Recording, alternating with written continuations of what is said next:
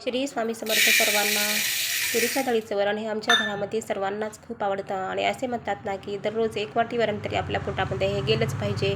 कारण ह्या तुरीच्या डाळीमध्ये खूप सारे असे प्रोटीन्स आहेत आणि अशी टोमॅटो घालून केलेली डाळ ही तर आमच्या घरामध्ये सर्वांनाच खूप आवडते. टोमॅटो, हळद आणि मीठ टाकून मी इथं कुकर लावून घेतलं आणि अशा प्रकारची डाळ लावली की आपले टोमॅटो हे वरणामध्ये खूप छान पद्धतीने आपले मॅश होतात आणि आपलं वरण हे खूप सुंदर आणि खूप छान लागतं, टेस्टी लागतं. आणि इकडं कुकर तर झालेलं आहे, मी बाजूला काढला आणि लागलीच इकडे मी भाजीची तयारी केलेली आहे. तेलामध्ये मी कांद्याची पात टाकले आणि कांद्याची पात ही मी अगदी व्यवस्थितरित्या परतून घेतली आणि त्यामध्ये आपली मसुराची डाळ, हळद, मीठ आणि मिरची टाकून व्यवस्थितरित्या याला परतून घेतलं. आणि अशा प्रकारची डाळ तुम्ही करून बघा. कांद्याची पात खूप छान अशी लागते आणि यामध्ये आपण बारीक बारीक टोमॅटोसुद्धा चिरून टाकू शकतो आणि टोमॅटोमुळे सुद्धा ही कांद्याची पात आपली खूप छान लागते. असा एकदम छान फ्लेवर येतो टोमॅटोमुळे सुद्धा. पण टोमॅटो तर माझ्याकडे नव्हतेच आणि कुकर झालं आहे इकडं आणि कांद्याची पात पण झाली आणि लागलीच इकडे मी आता पूजा पण करून घेतलेली आहे आणि इथे लगेच मी पूजा झाली की इथे मी स्वामींची आरती करून घेतली आणि खूप छान असा वरणाला इथं तडका माझा बसलेला आहे. तेलामध्ये जिरे, मोहरी, लसणाच्या पाकळ्या आणि हळद पण असलं तरी वरण हे खूप छान लागतं आणि त्यामध्ये वरून हे थोडीशी आपली ही कोथिंबीर भुरभुरली की हा हे वरण खूप छान टेस्टी लागते. आणि त्यानंतर लगेच इथे मी भाताचं कुकर पण लावून घेतलेलं आहे आणि सकाळीच माझा इथं थोडासा चहा मी ठेवला होता.